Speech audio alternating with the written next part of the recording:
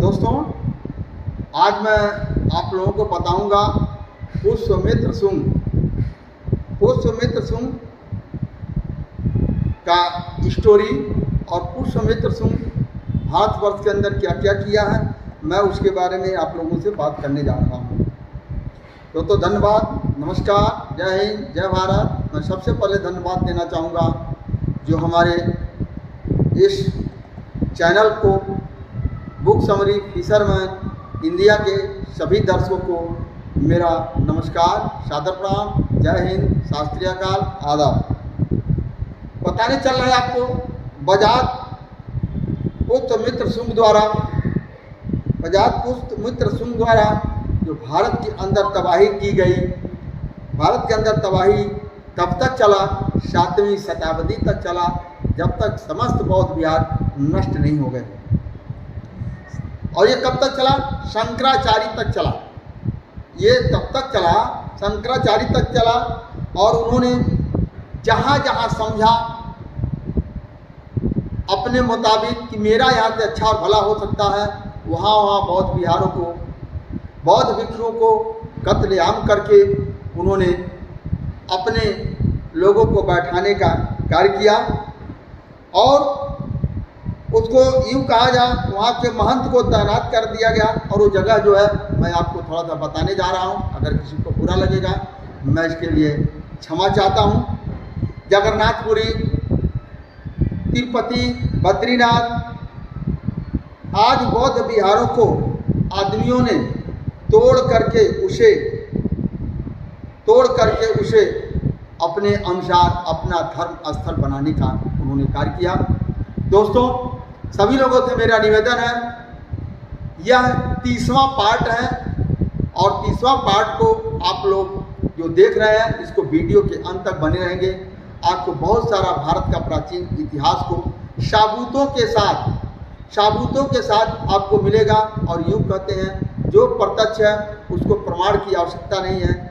जो मैं बताने जा रहा हूँ आज कुछ अपने पास से नहीं बताने जा रहा हूँ, यह इंडिका बुक का जो लेख है वो साक्ष्यों पर लिखा हुआ, उसके अनुसार मैं बताने जा रहा हूँ। और आप लोगों से मेरा निवेदन है, मेरे चैनल को सब्सक्राइब करके बेल आइकन दबा करके इसको ऑल कर दें और अपने सगे संबंधित तक जाने, सभी जान पहचान के लोगों तक यह वीडियो शेयर करें, ताकि आपको तो पता ही लग रहा है, लेकिन आपके सगे संबंधी, जान पहचान सभी को भारत का प्राचीन इतिहास यानी पुराना इतिहास मेरा क्या था और उसको बदल करके ख़त्म कर दिया गया, इसको लोगों तक पता लगे। तो दोस्तों, ये मैं आप लोगों को जा रहा हूँ भारत का इतिहास, कुछ रहस्य पड़ा हुआ है, उसके ऊपर पता पड़ा हुआ है, आज तक किसी ने उठाने का कार्य नहीं किया। भारत का इतिहास बहुत रहस्यमय है, भारत का इतिहास बहुत रहस्यमय है। इसके अंदर ऐसे रहस्य हैं, जब रहस्यों का पर्दा जब उठता है तो जो लोग आज बहुत बड़े अपने आप को गणमान्य व्यक्ति बने हुए हैं, उनके ऊपर एक दाग लगती है, क्योंकि वह जबरदस्ती अपने आप को गणमान्य व्यक्ति बने हुए हैं। यहाँ तक कि बहुत सारे लोगों को फोटो में सजा करके आशा भारतवर्ष के लोगों को माइंड को तैयार करके दे दिया गया है कि वह आज भी लोग उनको पूजते हैं, क्योंकि सत्यता कुछ और है। उन लोगों ने अपने को पुजवाया, जैसे आपको पुष्यमित्र शुंग को पुजवाया जा रहा है। बहुत ऐसे सारे लोगों को ब्रह्मांड का रचयिता माना जा रहा है। तो ये आप लोगों के सामने उस रहस्यों से पर्दा उठेगा, और उस रहस्यों से पर्दा उठेगा, आप लोग जानेंगे वो कौन कौन है। जाते मुखौटे जैसे आदिम असली जिंदगी में कभी हुआ ही नहीं हुआ, ऐसे मुखौटे भी है। जैसे इतिहास को माना जाए, चाणक्य ने क्या किया? चंद्रगुप्त मौर्य को भारत का शासक बनाया और अखंड भारत का उन्हें उपाधि दिया गया। लेकिन है क्या? चंद्रगुप्त मौर्य कौन थे? वहाँ क्या लिखा गया है? चाणक्य की प्रवृत्ति में लिखा गया है। और वास्तविक सच्चाइयों के पीछे आप जाएंगे तो चाणक्य कौन है ये आपको पता लगेगा, और चंद्रगुप्त मौर्य कौन है ये आपको पता लगेगा। जैसे एक को फिट कर दिया गया, भरत नाम का आदमी आता है। भरत नाम का आदमी आता है जो शेर से लड़ जाता है, ऐसे को मुखौटे बनाकर उसके नाम पर भारत रख दिया जाता है, जो कि था क्या, परसाई देश था। आगे आने वाला मैं आपको बताऊंगा तो भारत का क्या क्या नाम पड़ा, किन किन नामों से भारत को जाना जाता है और कब कब बदला हुआ, आगे मैं चैप्टर में आने वाला समय में आप लोगों के बात को मैं सामने रखूंगा।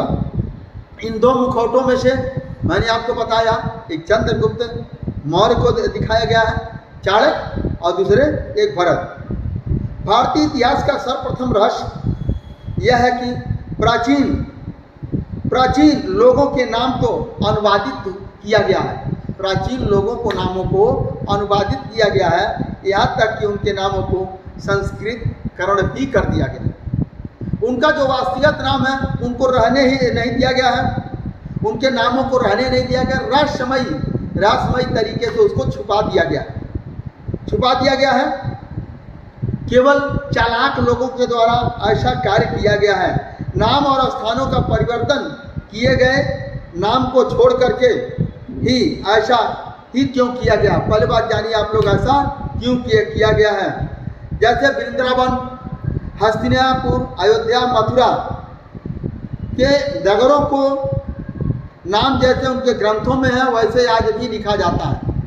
क्या मैंने बताया, वृंदावन, हस्तिनापुर, अयोध्या, मथुरा जैसे उनके ग्रंथों में ऐसे आज भी नाम लिखा जाता है। जब से एक बार बदल दिया गया तब से परिवर्तन नहीं किया गया, क्योंकि जो वास्तविक नामों को ला दिया जाएगा तो उनके इतिहासों को जो है धक्का लगेगा। अब देखिए कुछ नामों को नहीं बदला गया है, जैसे जो है अष्टावक्र, यह जो हमारा पाली भाषा का नाम है और ये आपको नजर आता भी होगा, इस नाम को वैसे का वैसे रखा गया है। अष्टावक्र, युधिष्ठिर, धृष्टद्युम्न जैसे नामों को वैसे का वैसे रखा गया। बुद्ध धर्म की राजधानी पालीभूत, जिसको आज पटना कहा गया है, पाटलिपुत्र पटना के नाम से जाना जाता है। जो है कि सावाती को श्रीवास्तवी के नाम से उसको बदल दिया जाता है। श्रीवास्तवी को श्रीवास्तवी नाम को बदल करके उसको इतिहासों को छिपा दिया जाता है। अम्रपाली जो था आज उसको क्या कर दिया गया, आम्रपाली। ऐसे नामों को संस्कृतिकरण करते करते भारत के इतिहासों को नामों को छुपाया गया है। भारत के इतिहासों को नामों को छुपा करके जैसे सम्राट अशोक, जैसे सम्राट चक्रवर्ती सम्राट अशोक, उनके नामों का भी परिवर्तन किया गया है।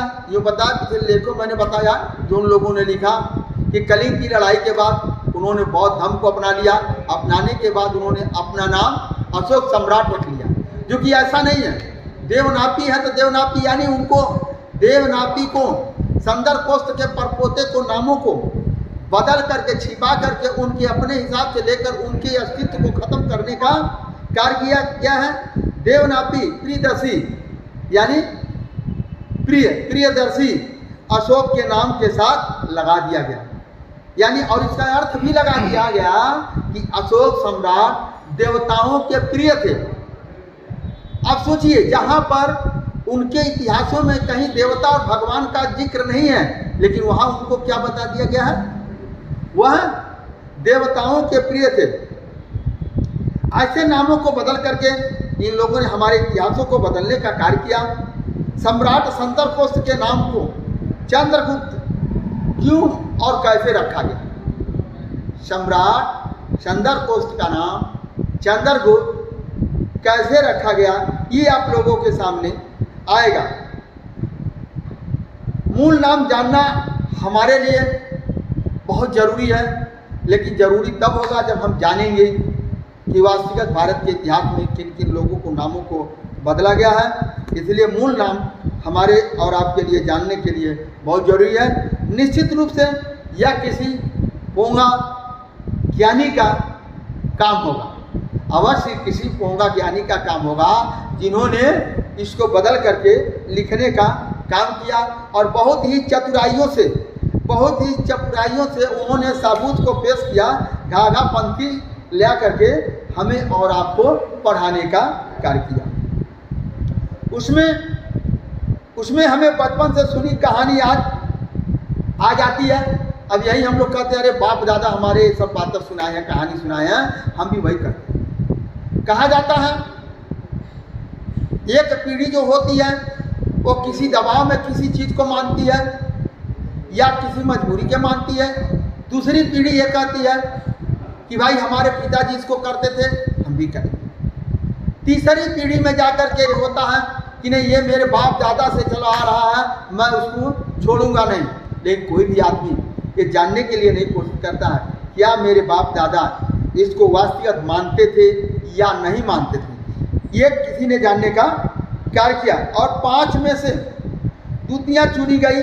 ये लोग जो है उसमें से 5 लोगों को, जो पोंगापंथी लोगों ने जो नाम रखा, ऐसे नामों को इन्होंने 5 तरह के नामों को चुनाव किया। सारे नामों को तोड़ करके इन्होंने अपने ईश्वर के अनुसार, जो उनका ईश्वर था, अपने ईश्वर के अनुसार इसको रखने का काम किया। चलते ऐसे थी कि रानी एक आंख का में काजल चुरा ले गया। ऐसे लोग कहते थे, कहानी बनाते थे कि रानी को एक आंख से काजल चुरा ले गया। अरे सोचिए, एक आंख से काजल लगा हुआ कौन चुरा ले जाएगा।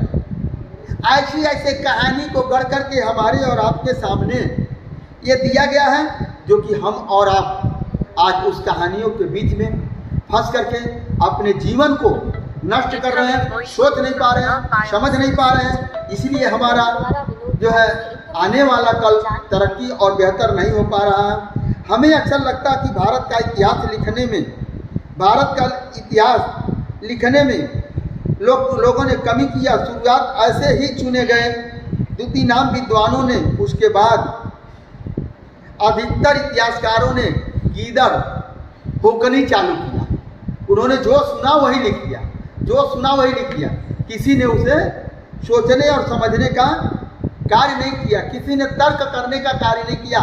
लेकिन प्रकृति ने आपको इतना बड़ा ये ब्रेन दिया है आपको सोचने समझने के लिए, तर्क करने के लिए। और तर्कशील मानव ही दुनिया की विकास की गति करता है। तर्कशील मानव ही दुनिया की विकास गति लाता है।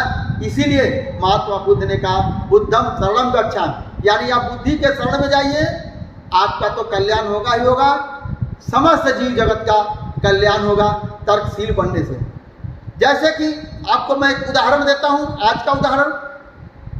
न्यूटन टक्सला साहब को बहुत सारे लोग जानते होंगे, जिन्होंने इलेक्ट्रॉनिक जगत का महारत हासिल किया और उन्होंने एक घर तक बिजली पहुंचाने का, पूरी दुनिया को चकाचौंध और रोशन करने का कार्य किया।